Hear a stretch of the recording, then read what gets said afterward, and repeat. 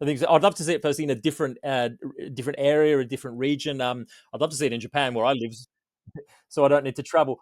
But outside of that, I think we all agree that we would love to see a major tournament. Of course, Uzbekistan did host the Futsal World Cup very successfully last year, but I think we would all love to see a big tournament in Central Asia. I've spent a fair bit of time there. I think Michael, you have as well, and I've been to all three of these three nations as well, and all really vibrant. Kind of full of energy, full of passion for football, and yeah, I think it's time that we took something like this to Central Asia. It's my personal take on things, but to discuss the bid a little bit further, I am delighted to say, as we mentioned at the top of the show, we're joined by Mohammed Sodik, the Uzbekistan FA's head of competitions and events. Mohammed, thank you firstly very much for joining us. You heard what Sultan had to say about the Emirati bid. We'll turn things over to you now. What's the vision of the joint bid generally, and why put it together as a joint bid rather than just an Uzbek FA, for example? And why do you think now is the time for Central Asia? Okay, first of all, thank you very much for your invitation. So I'm happy to be here, and it's an interesting topic to discuss. As I said to Paul, we don't have much information about the bid, but soon we'll have more details, and I'm ready to share my opinion and general overview why we bid together with our neighborhood countries. So the first of all, as you mentioned, so we hosted a lot of big tournaments for us, under 23, under 20, both women's and men's. Then FIFA Futsal World Cup, it was quite successful for us. For the first time in the history, the FIFA tournament was conducted in Central Asia, and as you said before, it was successful. And also the football is growing in Central Asia last years, and our Central Asian Football Association also to in they were named the best regional association in Asia for 2 years, in 2 years consecutive times. So this is because of the all nations in Central Asia got together to develop the football in the region. Even during the World Cup, we try to attract as much as we can specialists from our region to give them opportunity to have experience of the World Cup, because I remember in 2023 during the one of the congresses of CAFA, so we discussed the matter of bidding for the Asian Cup. At that time, so we planned to bid for 2031. Then, so as as AFC, they sent the invitations to host. So we sit together, decided what kind of venues, what kind of stadiums will be used. Then we bid for this tournament, and I believe that would be unique tournament for us. Last even upcoming Asian Cup will be in Gulf country. Past two Asian Cups will be in Gulf country.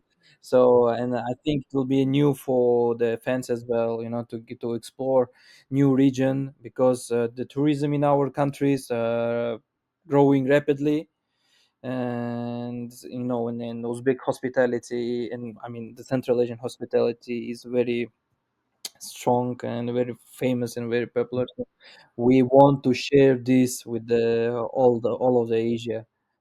Yes, I have many good friends from Uzbekistan, and I definitely agree that the hospitality is something else. Including, I very clearly remember during this last Asian Cup, many of my journalist friends, they brought over the big, what do you call the big pot where you make the plov? What's this pot called? Yes, yes, the kazan, of course. Yes, they bought one of these, and they bought. That's right. Yeah. Yeah, just amazing hospitality. But plov is probably recommended only maybe once a week, not every single day, as they were making. Of course, as you said, it's still early days in the bid, but everyone likes to talk host cities and venues.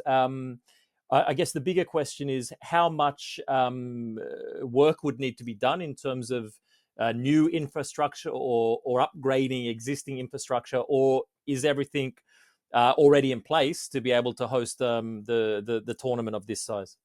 No, I will be wrong if I say everything in on the place and we're ready to host the tournament now. There are a lot of improvements, some renovations. For example, we as a Uzbekistan Football Association, we nominated those venues that already hosted the AFC matches in Andijan, in Namangan, in Fergana, in Kashi, in Tashkent. So the AFC is well aware about these venues, training sites, and cities, the hotels and facilities.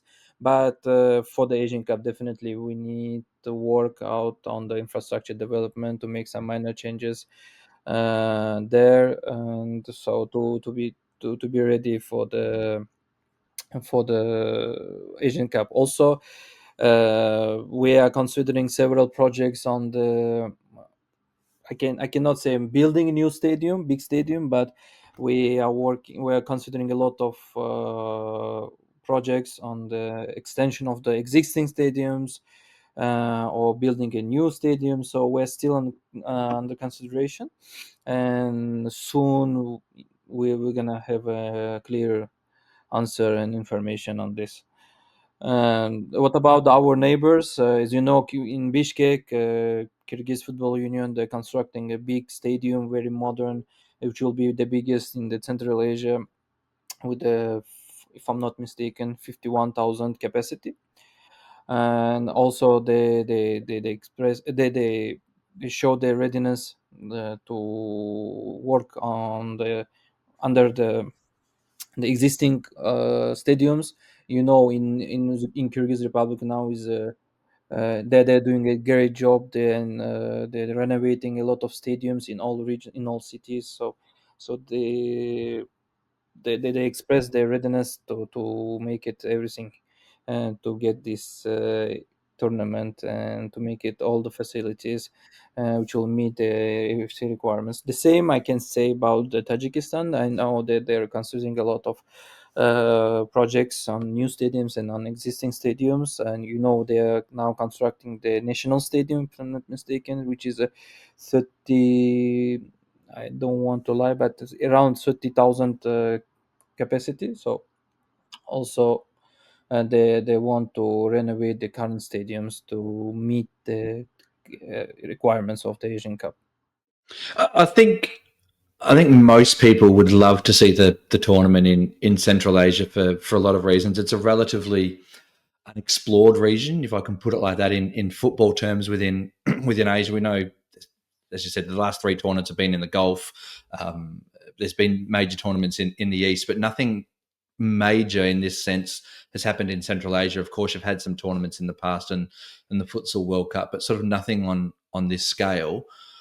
What would hosting a tournament like this, twofold, what would it do for football within the region? How would it turbocharge the football development? Because as you said, it's been on a massive upward trajectory. I mean, we look at just Uzbekistan, qualified for the Olympics for the first time, on the cusp of qualifying for the World Cup. You've had great success at underage level. Tajikistan made it deep into the last Asian Cup and with a fairy tale story. So if Central Asia was to host this tournament, what would it do from a football development point of view? But what would it do for Central Asia as a region more broadly? Because obviously there would have to be stadium infrastructure upgrades, but there'd be a lot of other infrastructure upgrades as well, transport links, hotels, etc., etc. What would it do for Central Asia as a whole to host this tournament as well?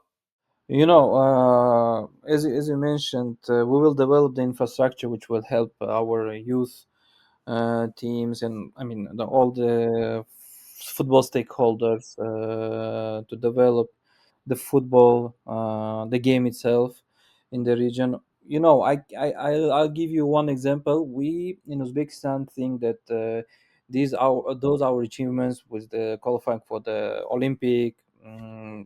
Our under 20, under 17 teams they qualify to World Cup. Uh, and our national team is doing well in the qualifiers. We think it is because we host a lot of international tournaments, where we develop the first infrastructure, second quality of the specialists, not only in football but in the government structure as well, like medicine, the security, uh, IT infrastructures, and IT communication, etc., etc. So I do believe, and I'm pretty sure that this tournament will give a huge boost to the region to develop the football, because we have a lot of talented players, we have a lot of talented coaches, and this tournament will give them opportunity to show them to the world.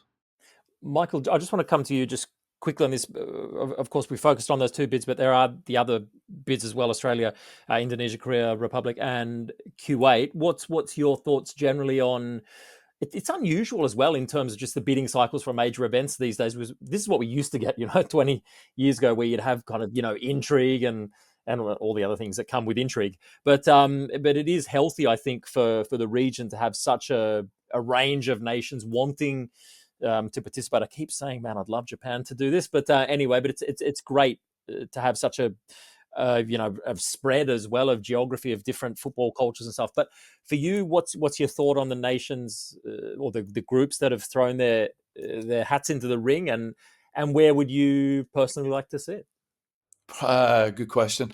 I mean, look, I think it's a really interesting lineup, and I think we're all in agreement that the Central Asian bid in particular is fascinating because, like yourself, Scott, I've been to the region on a number of occasions.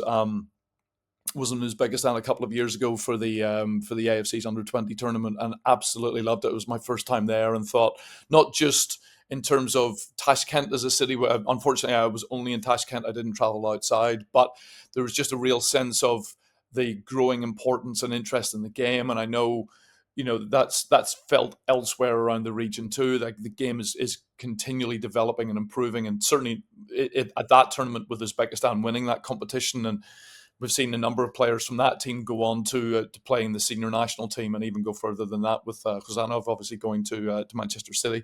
So from a football development perspective and opening new horizons for the Asian game, I think Central Asia is the bid from that perspective that I think most of us would like to see be successful. But you look at the others. Kuwait haven't hosted it since 1980. They're a nation that does have a very strong background within Asian football, certainly from the 80s and even into the early 90s. Indonesia was the one for me that I'm really particularly keen on. I would love to see an Asian Cup in Indonesia. I know they co-hosted it in 2007 with Malaysia, Thailand, and Vietnam, but I think Indonesia it's another sign of the growing presence of Indonesia on its own as a nation within Asian football. And we're seeing that with the national team, with the work that's being done by the PSSI's president, Eric Tohir, and many of the people looking at improving the game both on and off the field within the country. And of course the Koreans. I mean, Korea hasn't hosted the Asian Cup since 1960, which is remarkable, bearing in mind the history that the country has within the game, qualifying for 11 World Cups, winning the first 2 Asian Cups, and they've not hosted the tournament in so long. And of course Australia too. I mean, personally, of all of them, I think Australia, hosted the tournament in 2015 and won. Going to be hosting the Women's Asian Cup next year. I think probably one of the weaker offerings, just in terms of, there's not a whole lot to be achieved, I don't think, from a continental perspective by having it again in Australia. I think there would be other bids that would bring more to the tournament as a whole, in terms of just giving some new flavour and some differences. So for me, personally, it would either be Central Asia or Indonesia. Those are the two that I would love most to win it. But let's see. Just to finish with, Mohammed, kind of touched on this before, but if we look at what's happening on the pitch now in Uzbekistan, as I said, you qualified for the Olympics next year, but also look at the players. You've got Shomurodov over in Roma, who's found favour under Claudio Ranieri and is really doing well there now. You got Husanov at Man City, who had that difficult debut but has really picked up since then, and excuse me, and put in some fantastic performances and has won the fans over. But you've got players like Fazuliev, who's in Russia, but I'm sure will be playing in major continental tournaments in Europe before too long. Is this a golden era for Uzbek football? Of course, what's happening off the pitch as well, we've spoken about, but just on the pitch, is this a golden era? We spoke to Fazuliev on the podcast 18 months, 2 years ago, and he was quite bold in what he said. He said this generation will play the best football that Uzbekistan has ever seen. Is that the case, do you think? Is this the golden era for Uzbek football? You know, this will be my personal opinion. The person who grew up in the era of the Jeparov, who became the best player in Asia, Timur Kapadze, his current head coach of the Uzbekistan team, the Odel Ahmedov, who played in Russia and center. I consider that team as a golden area for myself. But this area, the current team is is very very very talented, very they have a good perspective to qualify and to win the tournaments in the future. As you mentioned, we have a very young Husanov who just moved to Manchester City, Faizullayev, who I believe in near future he will move to the top 5 European championships. And we have a lot of other youth young players in our teams. Also you witnessed our under 23 in China, number 10 Urumbayev. So we have a lot of young players who are coming to the national team. But for myself, is the golden area was in 2011, in that period where when Sergei Jeparov and they played, and they were very close to qualify for the World Cup. But unfortunately they couldn't. So I consider them as a golden area, but this area could be a golden area, and I'm sure they will be more successful than other teams, other Uzbekistan national teams in the past. So I do believe, and we work together to make it happen. So we'll see. We're aiming the long term consistency, to develop the youth players and to let them go to play in the top level, and uh, to be part of World Cup in to be part of the every World Cup in the future. So we're working on it, and I hope this generation will be in golden area.